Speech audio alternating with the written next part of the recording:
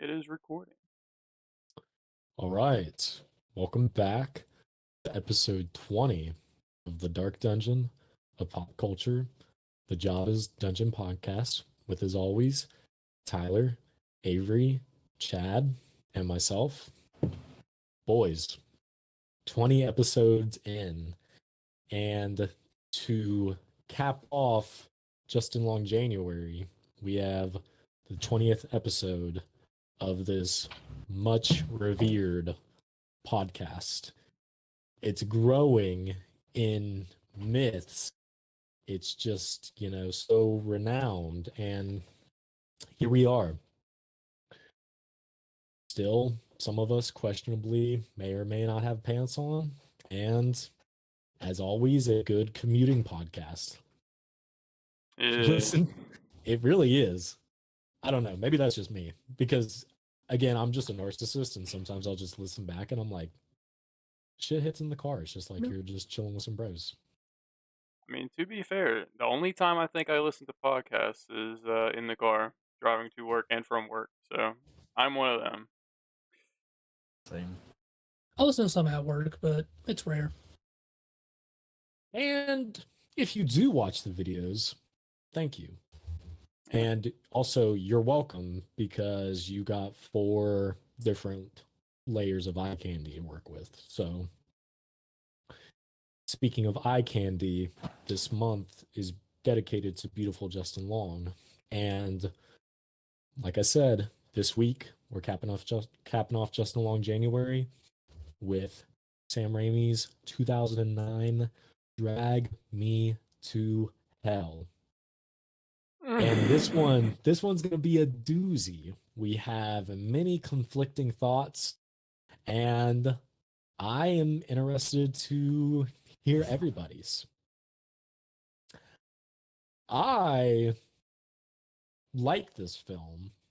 I think it's, it's got Justin Long, it's Sam Raimi, it's kind of goofy, silly fun, got, that Sam Raimi kind of energy. But, boys, let's hear it. I want to hear the thoughts of Drag Me to Hell. I think Tyler should go first. No, I'm not going first because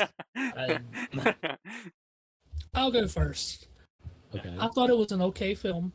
I'm kind of in the middle, To me, the horror, the acting, all the stuff was like some Looney Tunes stuff. But that's what made it funny. You have to just look at it past what it's supposed to be and just, as a fun movie. I think all goats should talk, like the one did in the movie. Good part. The only part that kind of made me mad was I knew the setup for the end of the movie because, like, you could obviously tell where it was going with the whole envelope with the button and stuff like that. So they could have hit that, I think, a little bit better. But other than that, it was an okay film. I think I gave it a 3.5. I could drop to 3, leave it there, kind of in the middle. Very generous of you. Yeah, Avery, I need to hear these thoughts. All right. I need them. Listen. This is the first watch for me of Drag Me to Hell, and I had to drag myself through this movie to watch it. Well, listen, it's called Justin Long January, but Justin wasn't in it long enough. So I'm just gonna say it right now.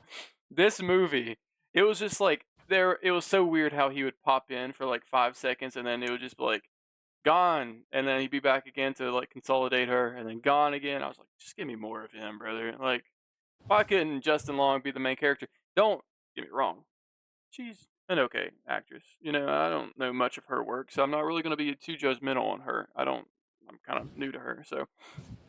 But there was a little bit of cringy moments, I'm not gonna lie.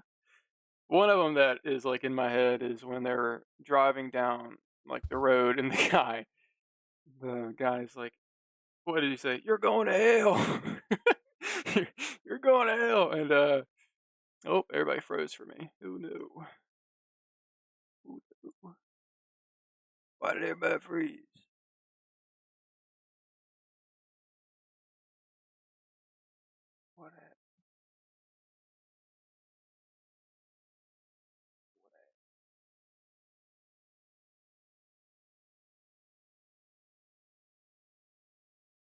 back from the dead. There's gonna be a cut in this. You're gonna notice it. It's because my internet went out. So dude, this is a day after we try to record. 5 minutes in, And just cut. So internet may or may not have gotten dragged to hell. yeah, yeah. And here comes my review. I didn't like the movie because it was horrible. Personally. Okay, there's like a little bit of cool things in it. And like I said previously in like the short 5 minutes, you guys probably didn't hear it because I now know that you guys heard very little of what I said. Yeah. But the viewer you'll see, or listener in the car, you'll hear a little bit more. 5 minutes worth. What I initially said is I liked Justin Long in it, but Justin wasn't in it long enough. That's what I originally said. I don't know if you guys heard it, but Yes. I liked him in it, but every time I saw him, he was just kind of like popping in, kind of like just being like a little bit worrisome and kind of like questioning her health, but being there for her, and then popping away, and that'd be like every scene. I thought it was kind of with everything that was going on in the movie, the parents of Justin Long, I felt like that bit was kind of like weird. Like everything's going on, and here we are in a dining room. They're talking and all that shit. And the mom's being very judgmental and just weird all around. Well, isn't she like fucking like tweaking in that Yeah. scene? Like she's got the fucking like devil just like basically up her ass at that moment in time because it's just like affecting her. Like I didn't watch the movie, so I had watched it before, but I did not watch it this time prepping it. But I remember liking that scene. Yeah. 'Cause I mean, like, she's trying to, stay as normal as possible, and then eventually she busts out, and she's just like, fuck these demons, and I the had a mom's cat. like, And these upper class parents are like, son, who is this crack addict that you What brought is into our house? what is this white trash? What is this? She's like talking about a cake that she made for him, like the nicest gesture, and they're like, "This looks like shit." And honestly, it did kind of look like shit. So I'd be questioning it too if I saw that. It looked like cum was drizzled on it and everything.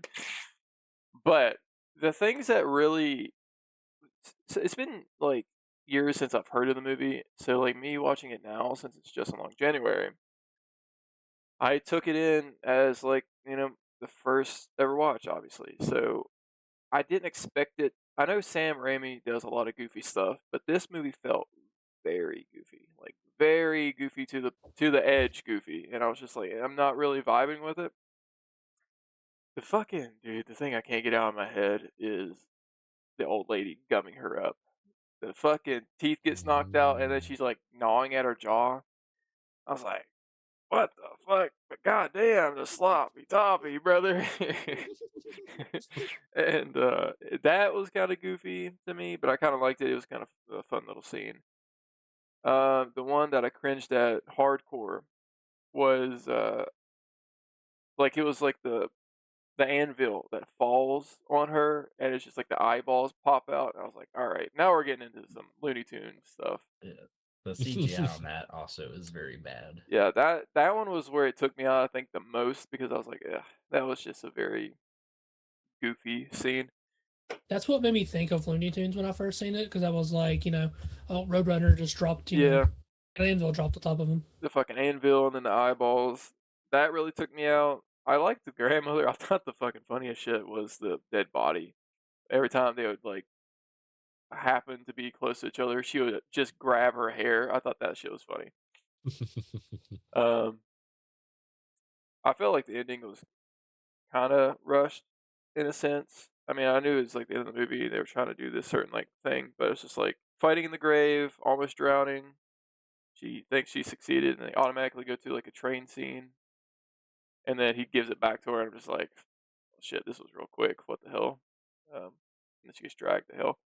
I just mainly me thinking. I think it was just a little bit too goofy for me.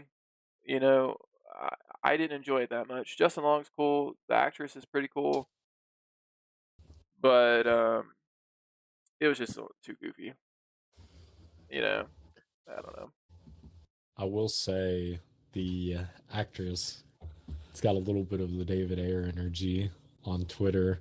because like if like I double checked before we recorded. Like if you go to her Twitter, like every 10 tweets or so, she'll be tweeting about Drag Me to Hell, and I'm like, Riding it out, riding it we out. get it. I'm like, we get it. Like, I don't know. And it's weird because like she retired from acting, and Really? like, yeah, but she's just like for whatever reason, like Drag Me to Hell, she's just like, I was in this, and it's like, yeah, I mean, I would probably flex my entire life if I was in a Sam Raimi movie, but like, Yeah, I would just leave it at I was in a Sam Raimi movie. That's it. Just leave them guessing because once you watch this movie, me personally, I was like, I wouldn't be dragging that shit out. I'd be dragging that to hell. So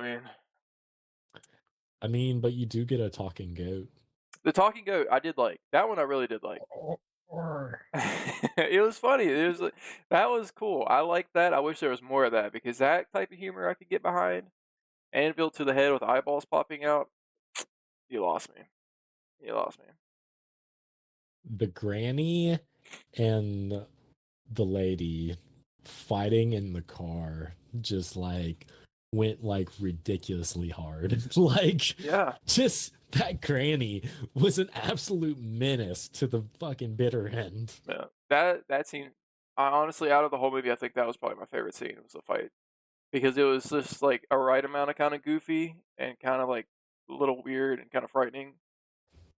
That was pretty cool. The other scene that kind of took me out too, and it almost made me feel like it was a scary movie scene, was when they're in the bank and she has a nosebleed, and then it starts gushing out on the guy, and he's like, "Oh, did it get in my mouth? Did it get in my mouth?" And in my head, I'm like, nobody's fucking questioning this. Like the amount of blood that just came out of this woman, and then she walks out and just like with the little towel. I'm like, she's not even questioning it. Like, what the fuck? If it could be a little more practical on the effects, I feel like that definitely would have helped. I remember watching it, just like some of the stuff that was going on. I was like, oh, yeah, like I'm pretty sure I remember the eyeball stuff as well. And I was just like, okay. But The eyeballs coming out of the head look like PlayStation 2 graphics. It did. It Yeah. did. Yeah. oh no. But I mean, you got to think Sam Raimi. I mean, Army of Darkness was pretty much his last like kind of horror venture, and then it was the Spider-Mans, and then Spider-Man 3 was 2007, and then Drag Me to Hell 2009. So that was a long-awaited return. And then we got the second Doctor Strange. That little CGI eyeball. Mm, Or no, yeah, that was the second one. Yeah. yeah. Yeah. Let us not remember that. I think if they would have went more practical than CGI, it would have helped the movie. I think if like they did the anvil thing and then it went into kind of like more of a I don't know body horror type thing like they do with Evil Dead, maybe like actual like fake eyeballs popping out of some type of like prosthetic or something, it would have. I know it's supposed to shoot out towards her, but something more less CGI, more practical because I think practical always looks better to an extent other rather than CGI in horror at least. Definitely in horror, because I mean, again, go back to our Evil Dead episode if you haven't seen it, but just I feel like even just the Deadite makeup and just how fucking nasty it looks still holds up, and that is like 40 years old. Yep. and it still just looks like the pencil scene just will forever make me cringe just because it looks so like practical and good. Yeah. It's crazy what you can achieve with a little bit of ingenuity. Yeah, that's where horror shines at, man. Just practical effects. I know, like you can get by with CGI, but practical you can't go wrong with. Especially with like body horror or like monsters and stuff. When you start going into CGI, there's you can start seeing like the imperfections a lot easier. I feel like, and you can be a little bit more judgmental. I don't know. That's just me though. What's pretty uncanny as well is whenever like in this day and age you get, there's so like much influx of like CGI in horror especially, but just films in general. Like I always see, like I saw this earlier, the monster at the end of Smile, like the fact that they done that practically is just so crazy because that looks like it shouldn't be like something that they actually could have like produced, and it's just wild to Yeah. think. Because I feel like you're just kind of, I don't know. I feel like at least I'm more inclined to be like, yeah, that's CGI as opposed to it actually being practical, which is kind of crazy, but in this day and age, you know? I think it makes it easier on the actors as well if it's practical. You know, they get the whatever's there, they see the representation of it, and they don't have to rely on some green screen.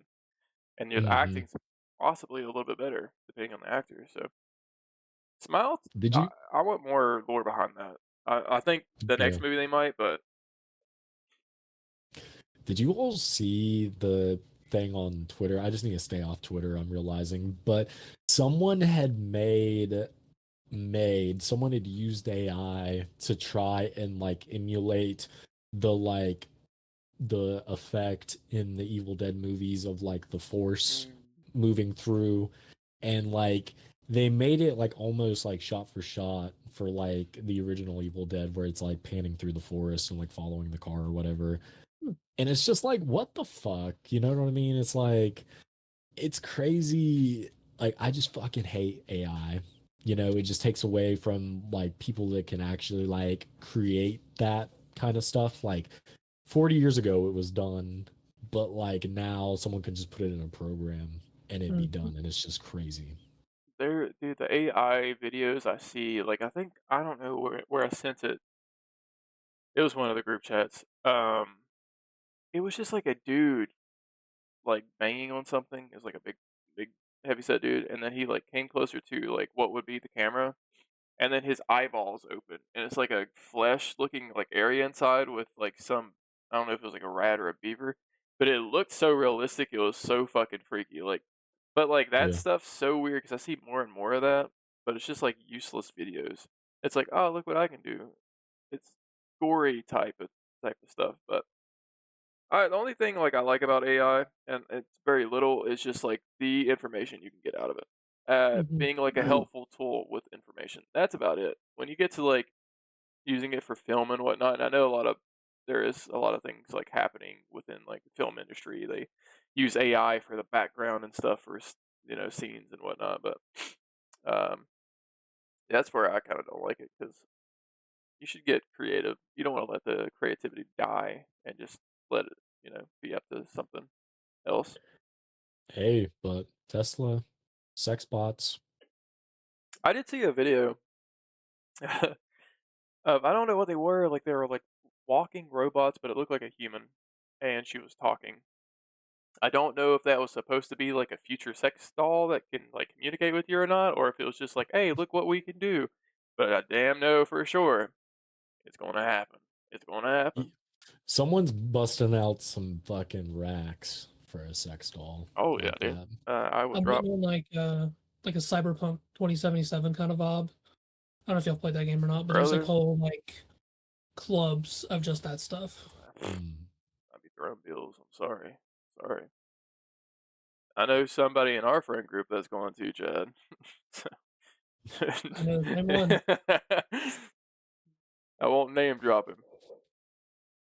Just totally incriminating. He knows who he is. I'm gonna clip this out and send it to him. um on to kind of more practical stuff, and this can piggyback into news, but uh Damien Leone, I guess today's his birthday of recording, but he had posted a little screen grab of the just the title page for the Terrifier 4 script, saying that it's underway and it's going to be kind of more explanation on Art's backstory, and it's going to be like a good like conclusive end to the Terrifier series. So pretty exciting. Excited to see that. I want to see the fucked up lore. I also want to see, now we're talking about clowns. I want to see the It show whatever it's called, Derry. Welcome to Derry. Welcome to Derry. I know they were talking about it, and man, I can't wait for that because they said it's going to be even amped up more horror and gore wise compared to like the movies. I don't know how they're going to do that, but I'm really looking forward to that. So you would think Pennywise would be in the series, yeah? He should be, yeah. Bill Skarsgård should be in it, and I Mhm. think they're going to be telling more of a, like an origin of him, if I'm not mistaken. That'd But be really cool because I feel like the cop out on a lot of like series. They're like kind of prequels. It's like it's disconnected in a way that the main appeal to like what it's based off of isn't really a part of it. But yeah, either way, I thought in the book when I was like listening to the audiobook, they kind of told what was going on with it. I thought it was like something to do with like I might be completely wrong, so don't whoever watches this don't come after me. I thought it was like maybe like something to do with like an alien type thing. Um, I'm not sure, but I'm pretty sure that was what like something crashed. I'm not sure. well, I'm pretty sure like the mini series that they'd done back in the 90s was like really faithful to the book, and it had all the weird shit kind of like that. Like, like the newer like movies, they kind of streamlined it more. But yeah, like the old TV movie, like it had a lot of the fucking cracked out, fucking cocaine fueled Stephen King stuff. Like it, I can't remember if I'm making this up or not, but like they had like a whole like map of like all the shit that he did. Stephen King or Stephen King, I mean, and it was like all his stuff is kind of connected in a way. Connected. Yeah. So like some things affect other things, and I thought that was really cool. I don't know what all of the connections are, and if there's like certain ones, but I know like it is one, and I think The Shining is one that it connects. But hmm I love his work. I just like every time I listen to the books though, like I always end up putting it down, and I just kind of like do something else and I forget about it. But yeah, Maybe I keep saying that's what I want to do, and I just need to fucking do it. But I tried to read Carrie, and that shit was slow as fuck. dude. And I was just like, I felt like I was fighting demons, dude. And like, I don't even know. I think I was about like maybe a half, if that, but it was treacherous. I won't lie. Dude, there is some pretty cool Stephen King novels like at Walmart, and they have like redesigned covers and stuff. They look so cool. Like the art on them is really nice just to have. But Mhm. I definitely need to just listen to them again from start to finish. Like I was doing Salem's Lot, and then the movie was coming out, and then I was like, I'll just watch the movie. I still haven't watched the original, but the book's pretty nice. It's just I don't feel like I put too much time into it because like when I'm driving to work, I'll listen to it, and driving back to work, I'll listen to it. But like when I'm home, I don't sit down and like listen to a book. Mhm. I Back to Terrifier. I feel like again, and we talked about this a little bit in the Terrifier 3 video, that Sienna going into hell to retrieve her niece or whoever she is. Mm-hmm. Pretty sure it's a niece. That's gonna go hard as fuck. Like I'm just like ready for her. Like I want it to be some like Doom shit. Dude, I Like was she's literally just thinking like the same thing. busting through fucking demons. Like I want to see Damien Leone just go full like mystical kind of, but like still keep it like brutal, like a horror kind of like still just like kind of like how Doom is in a way. I agree. I mean, if you're going into that realm, you can go balls to the walls. I mean, if you're, I mean, dude, Terrifier, Art the Clown is gruesome as fuck anyway. I can only imagine like actual hell. I mean, that's gonna be nuts. I mean, the gore effects hopefully go really hard and show you like a whole different type of ball game. Like if we're going from like this dude used a chainsaw in a guy's ass, and dude, that seems crazy. Jumping into hell, like let's go to the fucking roof, dude. Let's go balls deep in this shit. That's what I want. Um more on to upcoming horror films coming out. Very excited for this. Zach Kreger, director of Barbarian, he is officially set to direct a Resident Evil film. And there's like studios already trying to like, place bids on who's going to be able to distribute it. I think that'd be pretty sick. Now, whether it's going to be like something faithful to the games or more so of kind of like what they did with the like 2000s films where it's like kind of its own separate story, I don't know. But I'm excited to see what he could do, especially like with what we got in Barbarian. Seeing him in that world again, just kind of balls to the wall. I feel like he could do quite a bit of cool stuff with it. I feel like if as long as they don't overcomplicate it and he kind of sticks to his vibe and like aesthetic, his film Barbarian, it's not like it wasn't far off from something like Resident Evil, like something that type of thing. You got the fucked up, incestuous fucking father, the incestuous daughter that was just kind of roaming and having like this mental illness. It's not so far Mm-hmm. off because you're going down in the basement fighting something technically. So if he stays true to that like aesthetic and vibe, he's not far off at all. Just like implement little canon wise things of Resident Evil. Just I know I saw the article where they're like seeing how true to it they can, be, and I hope honestly just do your own story. I don't want to see Leon. I don't want to see anybody from like you could probably do somebody from the past if you want to stick to that canon, but I don't I don't want to see something like straight up Resident Evil because once you get to that territory, it's like very in the middle of this could be very bad or this could be okay because it's just you get into this weird gray area. I feel like. Speaking on Leon though, it's like not 100% confirmed, but like it was kind of like leaked and rumored. He will be the main protagonist of Resident Evil 9. And they're supposed to go back to the kind of two story style where like 1, 2, and 3 instead of what they have now in 7 and 8. Also it's supposed to be third and first person. So they want to like mix it somehow in there. I really like the first I don't know. person. I enjoy it too. I just kind of hope there's like a way you can maybe toggle between both. Because Yeah. like I don't know if you played the remaster of RE4. Mm. That was still really good, and it's still third person. So I feel like you get more of a jump scare with first person because you're not seeing your Yeah. surrounding area. Like 7 was so good with these freaky family, man. I loved it. I didn't play Village, or it's called Village, right? With Village. Yeah. I didn't play that one. I need to, but first person, I feel like with that generation of Resident Evil felt so good because it went from like PT, which was like a Silent Hill type little demo on the PS4 back in the day, to Resident Evil 7, which was creepy as fuck.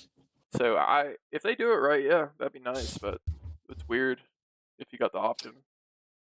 Yeah, speaking on the games, I feel like for 7, like, I fucking love that game.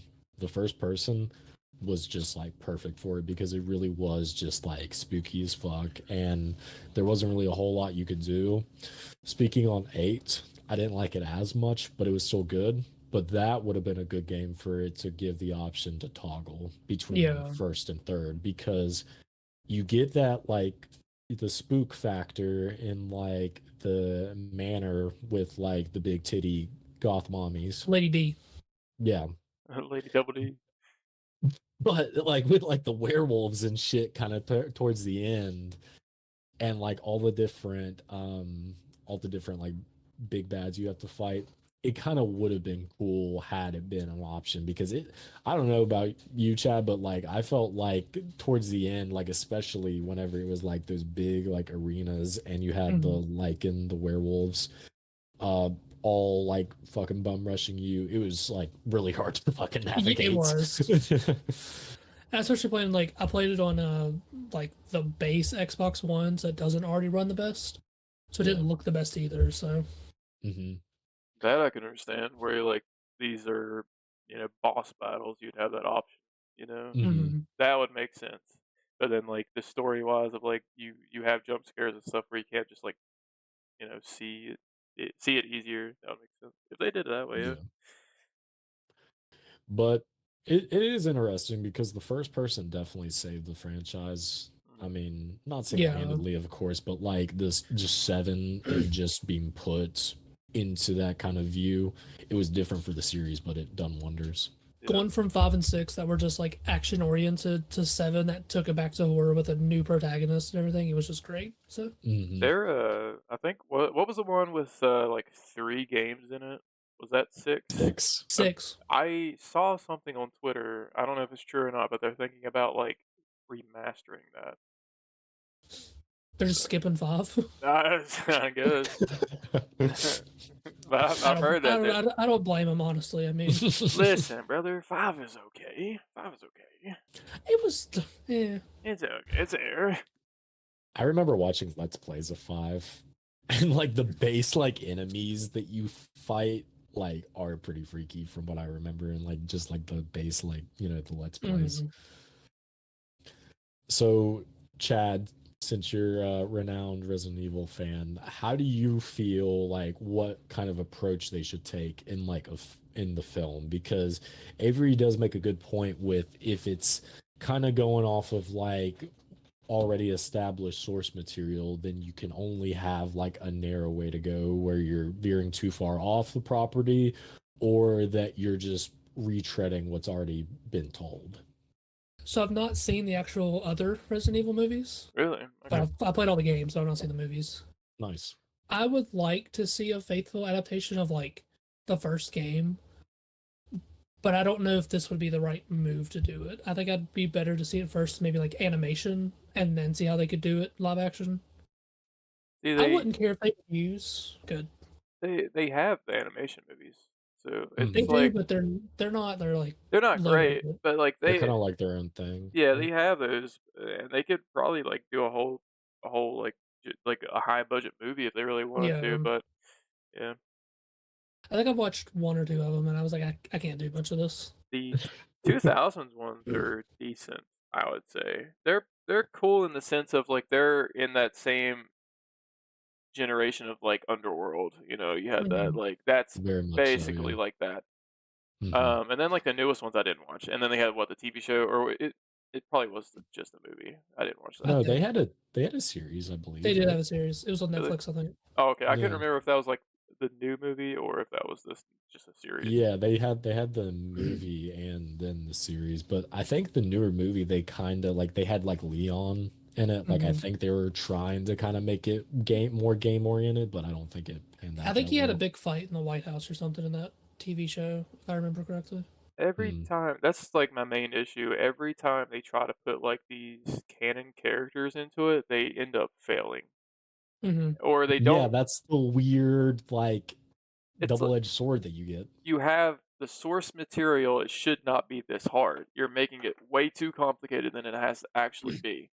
Not just like I'm pretty sure they did in the 2000s as well. They threw Leon or Chris in it, and it didn't look like them. So it's such a weird thing where these companies have the source material and they're like, let's just veer the fuck off and do whatever the fuck we want. So like Until Dawn's Dawn, because that's a whole mess that we're not going to get into again. The only thing I think they have like that's the same as the actor that was in the game.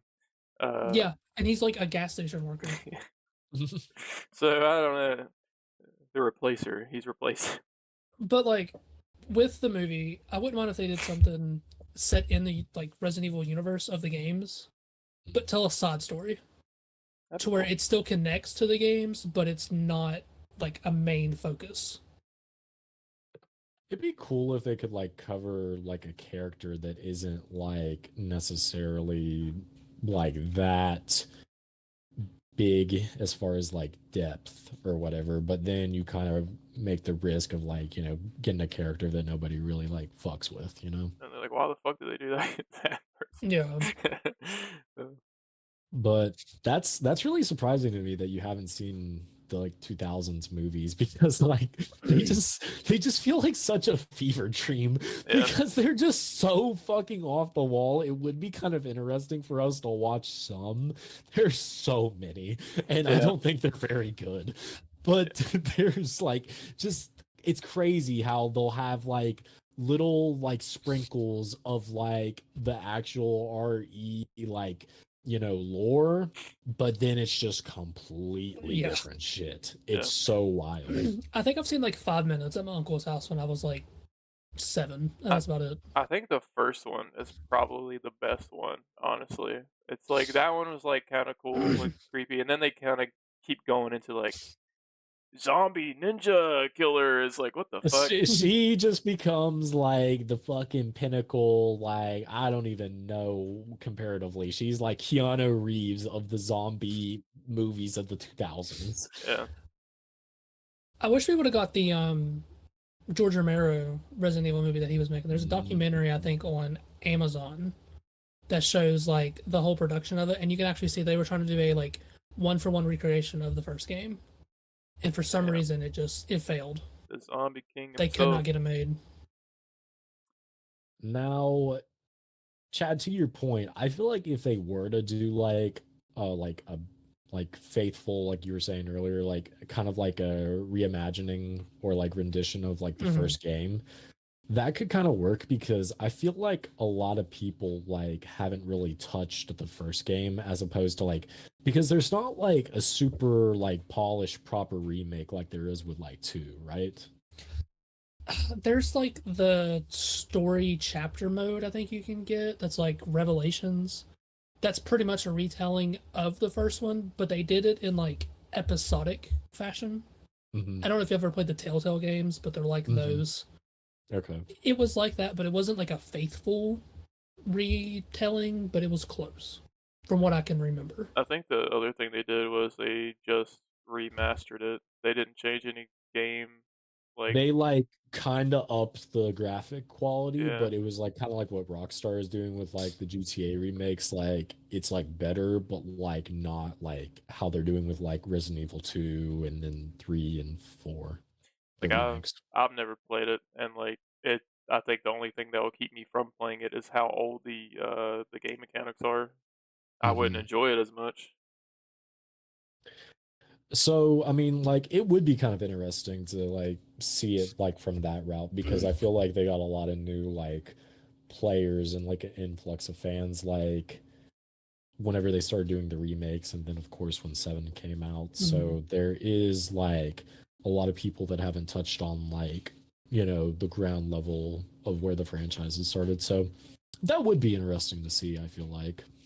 There's also a lot of spin-off games if they wanted to maybe fold them in as well. Because there's like Code Veronica. I think there's one called Genesis or something. So they could always go and tell those stories where they're not as impactful to like the main storyline if they wanted to do something like that. But I just need there has to be an episode at one point where we do some of the 2000s films. I don't know how much I could have of that and subject Tyler to it, because he might crash out. But it would be really interesting to see your reactions to it, because you might actually crash out as well, just because of how like absolutely batshit insane they are. I'd be down. More news. Who saw the Alien Earth trailer? I think I sent it or something, but I didn't even watch it in full. I didn't watch it. I didn't watch it. So I also didn't fucking watch it. I But it's out. Well, so I was so fucking confused, dude. The teaser was like the spinning thing. I kept trying to figure out what the fuck it was. I was like, am I just too like brain dead or something? It was just so fast. I was like, is this like a face hugger twirling? But I don't know. I still don't fucking know, dude. All right. The dude who voices Spider-Man in Your Friendly Neighborhood Spider-Man, he had the quotes about the show. Crazy. he said his biggest fear was the show was gonna be annoying and woke.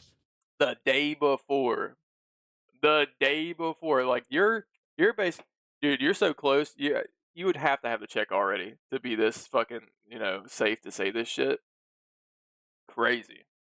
What a weird thing to say, especially in an interview. My boy needs some PR training, and not that Shamik Moore PR training. Oh, They need to hit up the goats, Andrew, Toby, Tom. I guess can fall in there as well. They just how to conduct yourself because that's I'm pretty sure throwing. it's the same voice actor as What if I'm not mistaken. I think I saw that, but just I like watched it today. yeah, what do you Wasn't too think bad. of the new series? It wasn't horrible. I'm not gonna say I loved it. Didn't really like it, but it was okay. It's not woke. And it's not annoying. not yet. They're trying to make modern problems for Spider-Man, if that makes sense. So like there is like a little subplot they're trying to throw in there of racism. Rosa Gooner. So that's the only thing I can really think of. They take a lot of shots from the MCU and just parallel them in the show and like change them slightly. So like with the whole Civil War where Tony's in the thing, they did that whole thing where he walks in with a DVD player, doesn't know who he is, and then it's like, oh my god, what are you doing here? Shot for shot. Since the show was originally going to be Tom Holland's like origin, Mhm. I mean, I get it, but I think that's kind of lazy writing to borrow from the MCU heavily. There was another scene, and I can't remember where it was at. I think it's in the second episode, but they do something similar like that. I liked all the different characters they brought in because, like, right off the bat, the first character you see, I don't know if y'all care, is Doctor Strange. Like, he's in the first like 3 minutes of the show, and then you get Nico Minoru. I think she was in one of the TV shows or something, Inhumans, something like that. There's a Captain America that shows up on a picture. There's like a Wakandan character that shows up. So like they are trying to pull from different parts of the Marvel Cinematic Universe or the universe. But It almost it wasn't too bad. feels like this is more What If than the series What If because you're Yes. doing different things. And I know the scene you're talking about on this because I've seen the clip on TikTok where he does the scene for scene and he walks into, and I know it shows him on like the art, so everybody knows they're in the series. I'm not trying to spoil it, but if you want a spoiler, I could spoil it. It's not big. That's a yes or no, boys. Oh yeah, I don't give a fuck. Don't spoil it for me. It's it's Norman Osborn. So instead of Oh. Tony Stark on the couch, it's Norman Osborn, but it's a black Norman Osborn. So I think I know where you're going with. They're trying to like have this problem about racism, and it's going to be probably about Harry and Norman, most likely. Do you me tell you? If I had to guess, yeah, you can go ahead and tell me. I don't care. I don't remember what his name is, but he's the star quarterback. He's not an Osborne. And there's a scene of him like going home and he's like a loner and he gets on the train and there's this like white family that the kid walks up to him and the mom like pulls him away. And then he gets off the bus and he's walking through the neighborhood and there's a white cop that's just following him the whole time. And they play it for the shot where you can see he's like looking back, trying to be nervous, and the cop's just dead staring at him. So like I get they're trying to tackle modern day problems with all of this, but I'm not really sure yet. They did one. It was a minority that like stole some stuff, and Spider-Man was like, "I'm trying to forgive everyone, and please let him off." And it's a whole thing. Maybe That is interesting that they're trying to do that. is that. I feel like is that what the voice actor is talking about? Is that like That's what I'm thinking of. that is probably what And he's like talking I had about. no problem with the scene. You know what I mean? Like that's problems we live with here in 2025. Yeah, It's everywhere.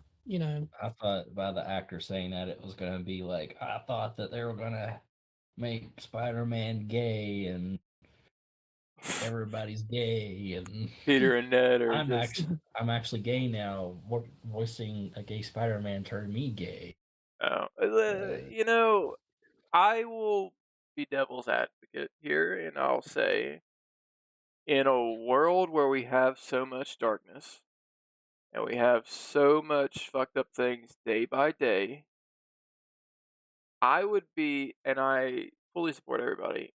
I would be completely okay with not tackling real world problems when I'm trying to watch like Marvel or something. I'm trying to escape the outside world. And this is like the one character absolutely you can feel safe with. I mean, you got Miles, he's like one of the best Spider-Man there is nowadays.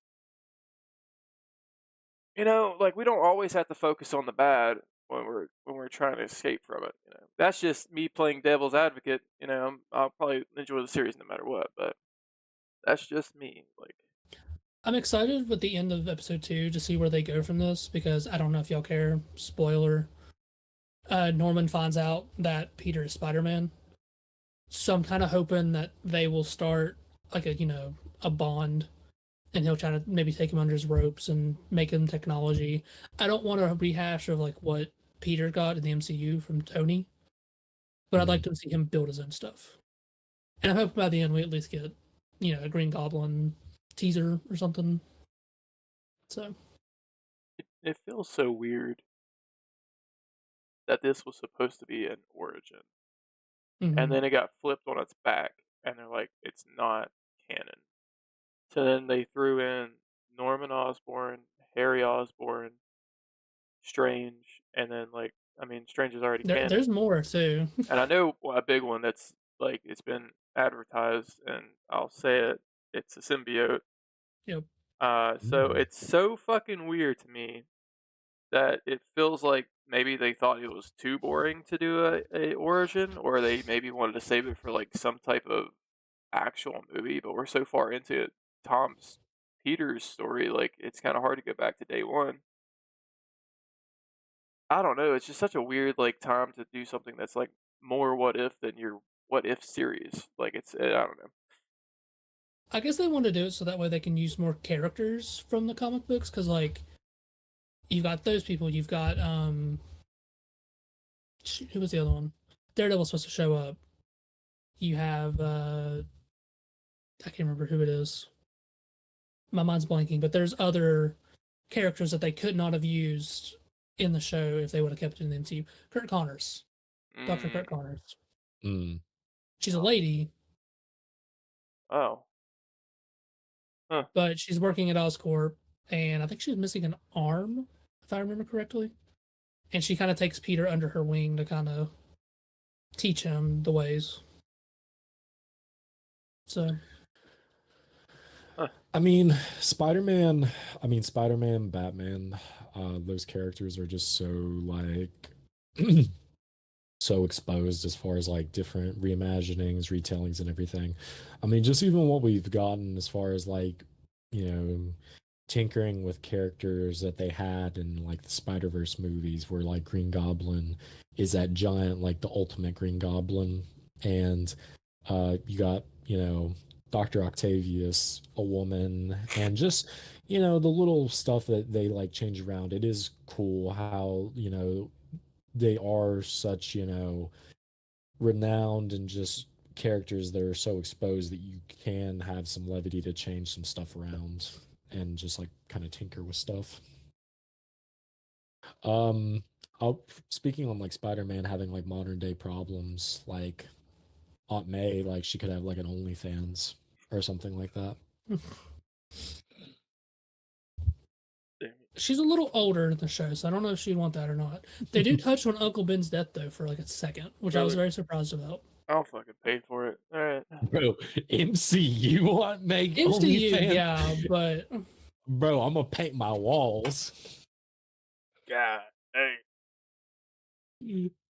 What is her name? Marissa Tomei? I'll whip it out right now. So, Chad, you'd say, are you going to keep up with the series?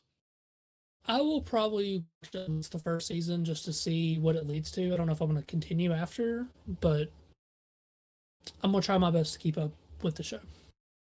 Nice. Animation, is it ass, or can you get by it? It grew on me in the second episode because they're trying to make it like the comic books come to life and just directly out of the pages of a comics. Like, I didn't hate it. There are some parts where it looked a little weird. The prequel comic wasn't bad when I read it. It kind of interested me more into the TV show. Mm-hmm. But yeah, I liked the art of the comic. It honestly just looked like any other comic that you would read, but like kind of like uh, I don't know. It's kind of hard to explain, but it was pretty cool. I hate the suit so far. I don't know if y'all seen the suit that he's wearing, where The it's got like the homemade. big tank, the tank on the back with like all the wires and cords Oh on it. yeah, yeah. I I don't like hate the that wire one. thing. Yeah. Cut my fucking tongue out for saying this, but I mean, I feel like this style of animation going for that comic book feel as opposed to, which again, take this with a grain of salt, we're talking about a fucking TV show to a movie, but still it's fucking Marvel, it's fucking Sony, it's Disney.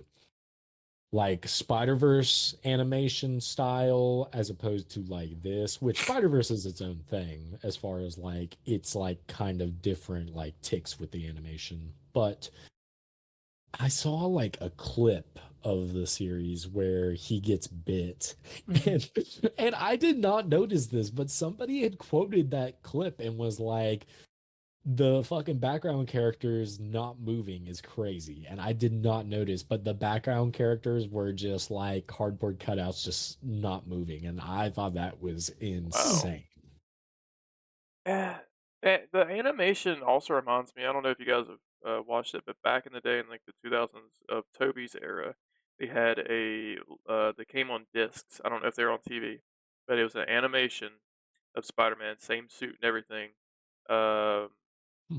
and he was voiced by he was in How I Met Your Mother. Neil Oh, Neil Patrick Harris? Neil Patrick Harris. He was voiced by him, and they had a whole bunch of characters in him, like Lizard and Craven and MJ and Harry and everybody. It was supposed to be based on the Tobey Maguire Spider-Man, but that animation, what's crazy is that animation looks better than this animation.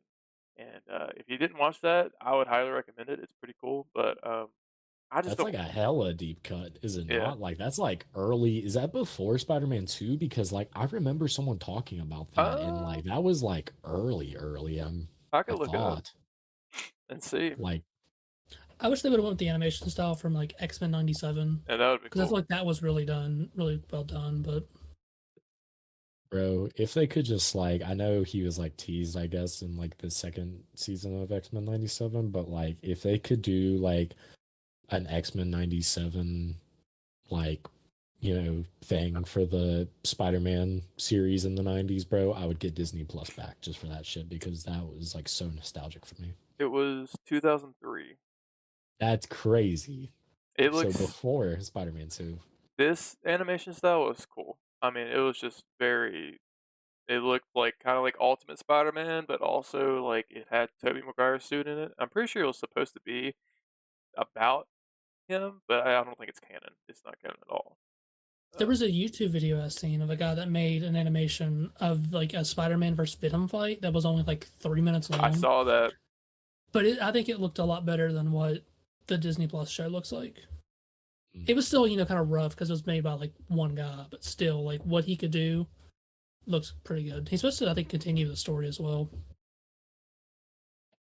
That's crazy, the Neil Patrick Harris Spider-Man series, because I swear I did not watch that, but I saw someone mention it in a YouTube video and it tripped me out that that happened. And you talking about it, like I'm getting flashes of like the little clips that I did see of it, and It's a it good did show. look pretty cool. I have all the DVDs somewhere around here. It was a really good, cool thing, and he plays it really good, Peter. Um, so moving on, have you all been seeing the trailers for Ryan Coogler, director of Black Panther, and I believe the first two Creed movies, if not just the first Creed movie? Uh, Sinners, that Mhm. vampire movie that he's doing with Michael B. Jordan. Have y'all I seen anything on that? I've seen. I was wondering what that was today on TikTok. I seen a short clip, but I I've didn't know what it seen was. memes. I've seen memes, but that's about it. Hmm. This seems like a layup. Like, I mean, it's Michael B. Jordan. There's fucking vampires. It just looks like it's gonna be sick as fuck. The reason I'm bringing it up is Shamik Moore's favorite co-star, Haley Steinfeld, is she's in the movie, and I didn't even know she was gonna be in it. But like the clip that I did see, like my pants were off. Hell I yeah. mean, I'm really excited because like not only are my pants off for her, but like Michael B. Jordan and a vampire movie, and it just looks badass. Like I'm so excited for that. Those are the memes that I've been seeing today because there was a clip or something of like I guess Haley Steinfeld like kissing someone or like had her face up on it and they're like Shamik Moore's gonna crash out after seeing this or something. I saw Dude, that. Mhm. isn't that crazy? Like his actions have gotten him this life now, where forever it's gonna be like that. That's embarrassing, dude. Holy shit. And that scene in Beyond the Spider-Verse where he sits down, he's like, I would like to apologize, is just very like hits home a little too hard now. No, I'm gonna do my own thing. Yeah. Guys, I He's swear, I didn't know. I didn't know she wanted me to delete the post. fucking next person that's eating soup telling him he's a fucking weirdo. Like, Oh my god. Because that was in the episode that was lost. We didn't even get to talk like that was an unhinged ass oh, it episode. was. David Ayer was catching strays. Poor Shamik Moore, we were fucking kicking him while he was down. Jesus Christ, there was so much. Dude, I would attack the hell out of David Ayer, man. You're lucky, motherfucker. You're lucky. I'm sorry, bro, but you're so lucky. Let us never forget whenever we got done shitting on him. And we were like, now, the fact that he's dead, and like I was talking about, like I think David Lynch, and we were we just got off of talking about David Ayers, and it was just like we just shat on him like he fucking, and we just found out he died. Jesus Christ. That was like probably one of my favorite episodes, and then I had like chronic depression after I learned nothing was recorded. God. Oh, oh man. And the last thing I was gonna hit on was Quentin Tarantino, one of my favorite directors. He said he had this quote, which I don't agree with a lot of like his stances on films, and like this especially I don't really agree with, but I've seen some discourse where people do agree with it, but I don't know. The quote goes, "What in the fuck is a movie now? Something that plays in theaters for a token release for 4 fucking weeks, and by the second week you can watch it." And he claimed, which I agree with that. I mean, that's not great. But he claims that 2019 was the last fucking year of movies, which there has been like so many good movies since 2019. I do agree with what he's saying that there have been releases that have came and gone and they're already to streaming. That's not great. You know, it's good for the people that actually can't go out and catch it in theaters, but if like, you know, say a movie comes out and I'm like, you know, I'll just wait, you know, it does, you know, diminish kind of like the industry in a way. But to say that 2019 was the last year of movies is just like, nah, dog, because there's been so many good movies. There was good movies in 2020, and 2020 was like, you know, COVID. There was so much bullshit going on, and there's been countless good movies since 2019, but 2019 was a goated year for movies. I think like I definitely agree with the runtime on movies, and it does suck that they hit streaming so quick. But it's like a double-edged sword. I feel like Mhm. COVID had changed so much of things. You had movies you could buy from home for a price because you couldn't go anywhere and they wanted to keep it alive. But that changed people's kind of way of living, especially with movies, because even me, like speaking, like I used to go to the movies all the time, and then COVID hit, and then you kind of got worried about everything, and then years passed. You would start. There was the big phase where we're not even going to put this in theaters. We're going to straight put it on an app, and then you could either buy it or you can watch it if you have that subscription. That was good for a lot of people because you still got a lot of people that were worried about COVID or any other sickness. So it definitely changed. I feel like the viewing of movies nowadays because a lot of people now.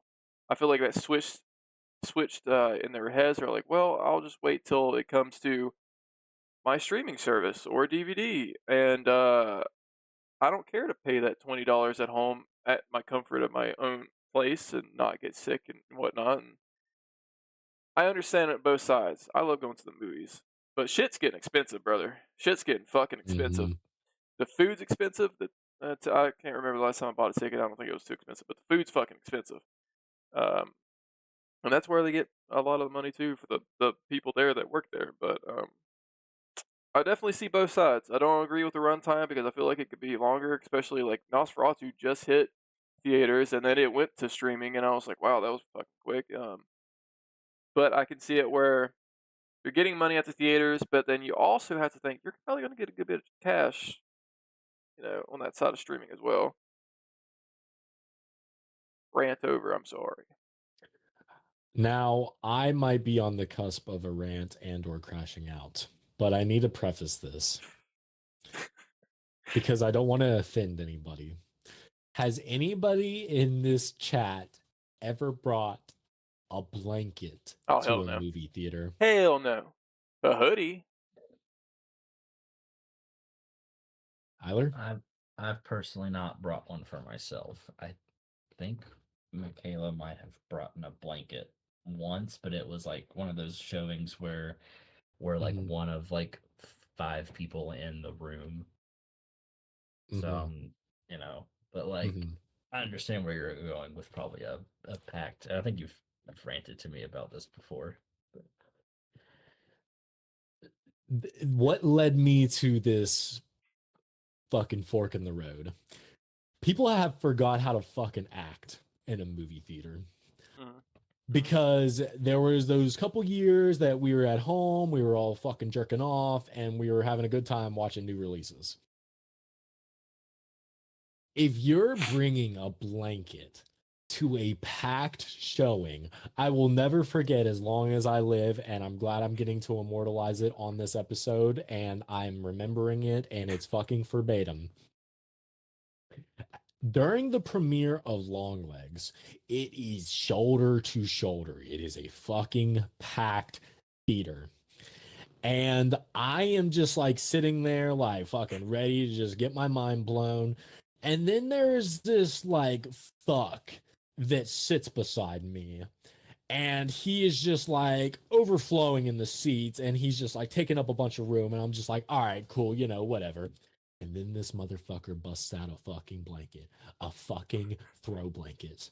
And I kid you not, it stunk. Oh, this. It's the blanket. It's the kind of blanket your fucking dog sleeps on and you don't wash it for months.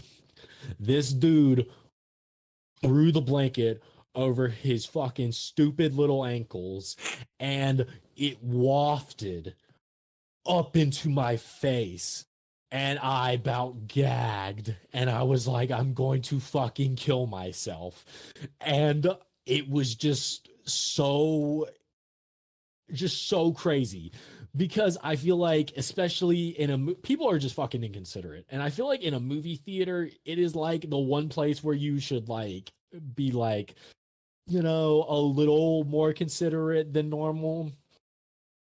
And normally I'm the type to shit on anybody that brings a blanket, but if you bring a blanket, at least bring one that doesn't fucking stink. This guy's blanket stunk, and it was a fucking packed shoulder to shoulder shit. And I could hear him chew. And when he drank, and the fucking liquid was swishing around in his mouth. He was swishing around in his mouth and his fucking gums, and then swallow it. And I was just gonna kill him. And I was just having to block him out. And I was legit gonna fucking crash out because he had the blanket that fucking stunk. He had the fucking loud ass fucking jowl smacking. And it was just the most insane fucking turn of events. And I was just like having to hone in on Nicolas Cage as Longlegs so I didn't fucking lose my mind and commit a crime. Rant over. Just don't bring stinky fucking blankets to theaters for the love of Christ. I agree. I actually bring pillows when I go as well because, like, just like make yourself Just get comfy. just like throw on your fucking, take off your socks.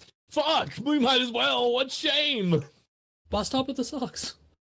Just fucking take her pants off. Just Pull get your out, pull out your underwear. neck. Dude, Doom 2 bucket. Doom part 2 bucket. Yeah, I would have lost it if I smelled a fucking blanket, dude. I probably would have I probably would have gagged. I probably would have gagged. Just to make it known, you know, just to be like an even more asshole. Like, I'm not the asshole. You're the asshole. You could have like snuggled up with him. Yeah, be like, oh, we might as well just fucking share. We might as well. Fuck, dude, give me them dogs. Let's fucking play footsie. Like, God. well, to fucking take this home, 2 pickups I've gotten recently. RIP David Lynch got Lost Highway on 4K Criterion. I'd recently watched this. Follow us on Letterboxd to check the reviews. And then another David Lynch, Blue Velvet. Very cool one. I like that one. Actually, have 2 pickups that were one's just hot off the presses, just made. Oh. It's an embroidered Oh. shirt with Luffy on it. Nice. What Girlfriend the special. fuck? So That looks really nice. Yeah. she bought like a pack that has like a bunch of like pre-made stuff on it, so she's starting to like play around with those. And Fuck. then my Naruto Funko Pop. Nice. And you ruined it. Sorry, that's good. Just wait till I get a Naruto shirt. That's next. That's good. Got the fucking custom threads. That's pretty sick. Hell yeah. Does it like, so it's like custom, I know, obviously you said custom. Are they like kind of like patch things that she goes over, or is it like an automated thing? It's an automated thing. She has to put like a thing on the back of it, and then pretty much the machine just does it itself. Oh, okay. The only thing she has to do is change out the color of the thread every so often. But she ordered a pack off like Etsy that had like 1,000 designs, and they're just like, you know, anime, sports, pop culture. So Hell yeah. I don't even know what's all on it. Avery, bust out that big gray fang. All right, brother, let's go. It's gray. I was kidding. Maybe. Get that hog, man. That hog smash. Well, This, what is it? What's that from? This is his first appearance. So this is like from the Okay. very beginning of the comics. It was a 2-pack of Bruce Banner. I got him in the closet because he's just like a little twink boy. But got the Hulk, brother. And honestly, man, like compared to the Red Hulk's just a little bit taller than this fucker. This dude's beefy.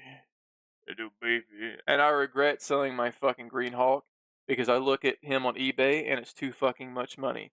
And it's the 20th anniversary of Marvel Legends version, and I wish I didn't sell it, you know. But I think once taxes hit, I'm gonna probably acquire him again. But this was on sale, so it was like originally, I forgot the price of it, but it was like $38, and I think somewhere else, if you look for them, the 2-pack, it's $31. So it's pretty good. When I see that Hulk, the Hulk that instantly comes to mind is like the Jeff Loeb, Tim Sale Hulk. Ooh, yeah. The gray Hulk that they had done, or the Hulk gray. But I love how that looks. That's really sick. This comes I'd give that Hulk 5 big booms. Yeah. That's all I can see when I look at the Hulk. That one you have there, that's all I can think about.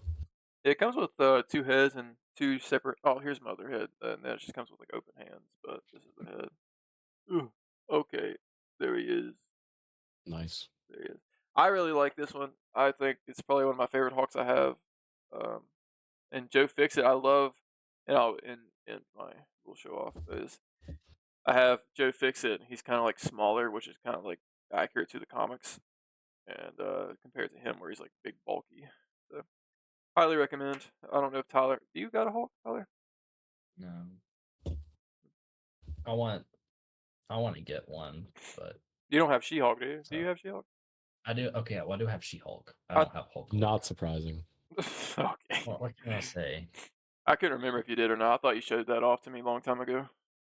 Yeah, the She-Hulk figure is nice. I think I missed out on that one, and I might be wrong, but I think she's hard to get. It's the Fantastic Four one, right? Kind of no, I can't remember what outfit she's in. Retro Iron Man packaging, maybe. It's probably kind of like a cartoon.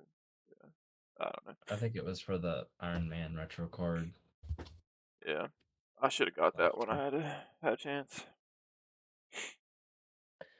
Yeah, I don't have any Hulk figures, but that Gray Hulk is quite sick. I would definitely get it for $31. I forgot what if it's at Big. I think it's 31 at Big Bad, and then on Amazon it's 38. I would definitely highly recommend it because it's seriously a cool Hulk figure. For the OG look, the Green Hulks are hard to get now, but Tyler, you got that Emperor. Yeah, so I have the re-release of Palpatine on his throne. we gotta have Which, you rant now. oh god. Well, of course. Oh, Avery, I think it was yeah, after last night when we tried to record and you were trying to figure your stuff out, Hmm. the snap broke Dude, on his soft goods for the re-release version. I don't remember if you were on the stream or not for that, I but can't oh, remember. and his skirt started fraying. Dude, what the fuck is like Hasbro doing? Like, what the? I get like a little bit of a string and stuff, but come on, man. You're gonna make consumers, buy something that's expensive, and you're like, oh, this is cool, and you give them a cheaper version of a fucking figure, like it's like a knockoff. What the fuck? Yeah.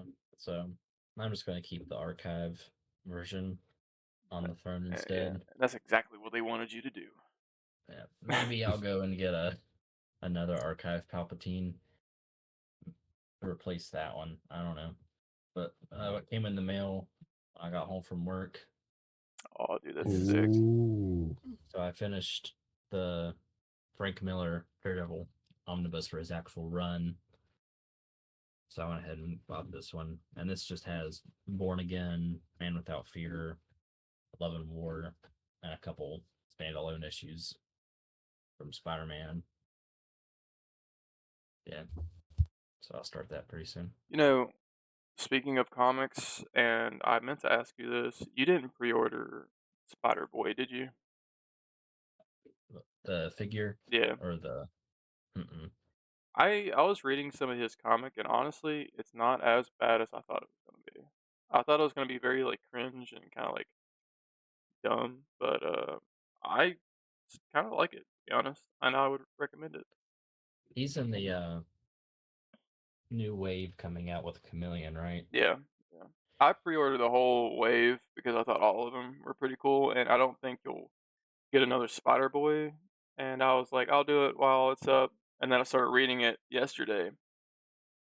He's a pretty cool character. He's not straight up a Spider-Man copy and paste. He's like his own fucking thing. I did pre-order the Chameleon figure.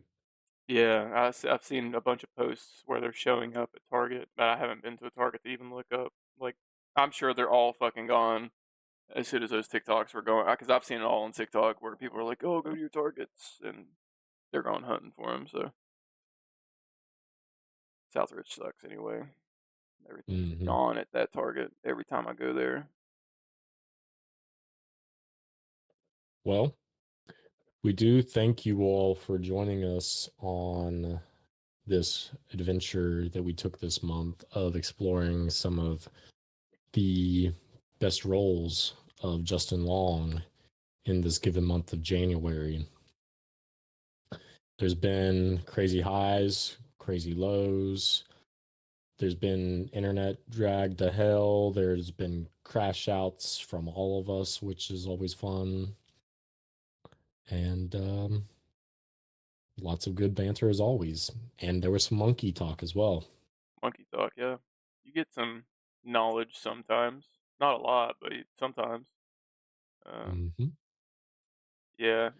And like I do want to throw out there will be some times like I know that there are people that watch us now and there's like friends that watch and people bring it up and we appreciate everybody that does and hopefully you share it around to other people.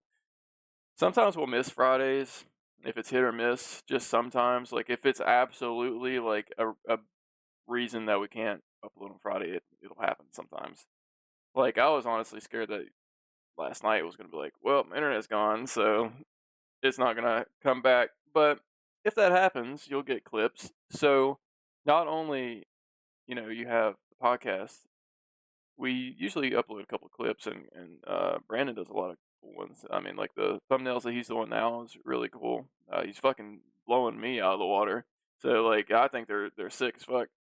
Um, yeah, just share it around, like it, subscribe. Listen to it while you're going to work, back to work, break, lunch, whatever. Um, Clips are funny, and our TikTok. So we post news on TikTok if you like that.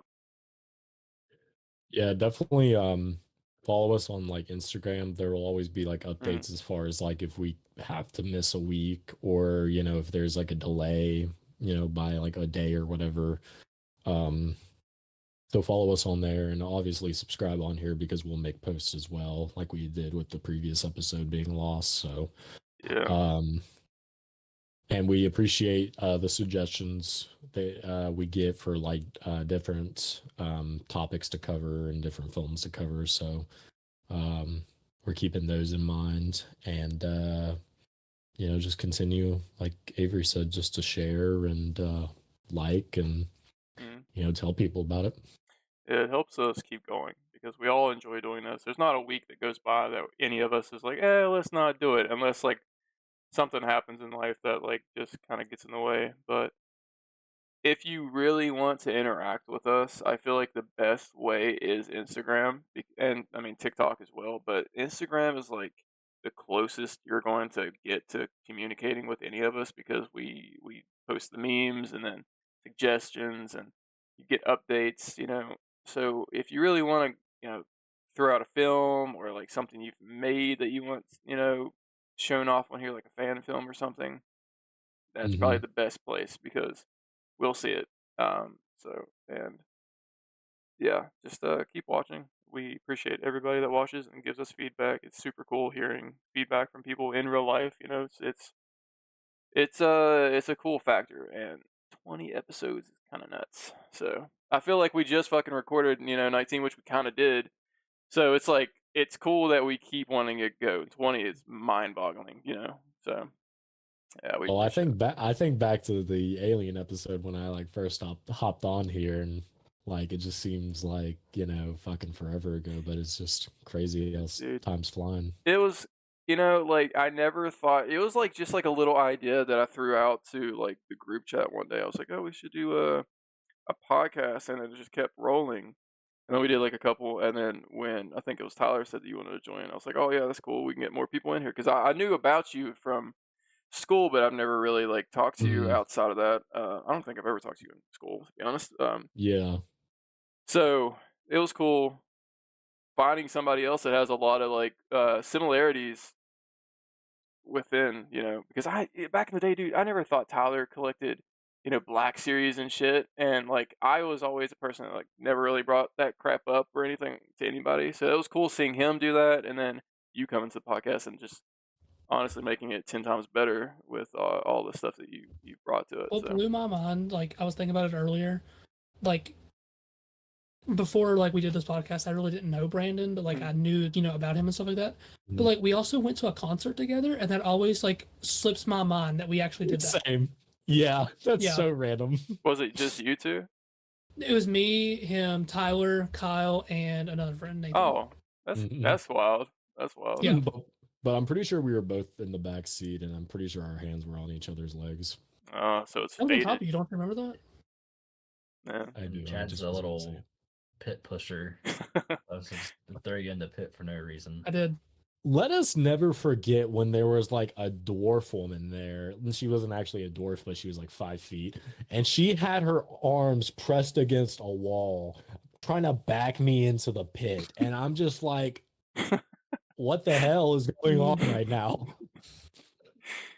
God. But yeah, whenever I first saw Tyler talk about the podcast, I was instantly like, yeah, I need to like, I want to try and get in on this, just as far as like, I was just expecting the episode and I was like, Oh no, you dude. know, It was like the first episode you were in it, it just clicked. I was like, that needs to be a fourth member because it felt so smooth and like it just kind of like I mean we all fucking talk to each other on Discord all the time and stuff, so it just feels like a smooth entry, and then you brought so much to it. So like I'm very grateful that everybody here was like down to do this podcast. I thought it was just gonna be like diminished. Everybody's gonna get like bored of it or just kind of like get cringy about it. And then when you came in, I was like, fuck yeah, it brought a lot more things to it. So not only like we're all grateful for each other here, we're grateful for the viewers and listeners because it helps us out to keep going. And 20 episodes going on 21's wild. so again, you're getting four sexy men at once. We're talking about anything, everything, monkeys, fucking blankets in movie theaters, anything and everything. Subscribe, Sir, like, and follow us on our socials. Link down below. 21.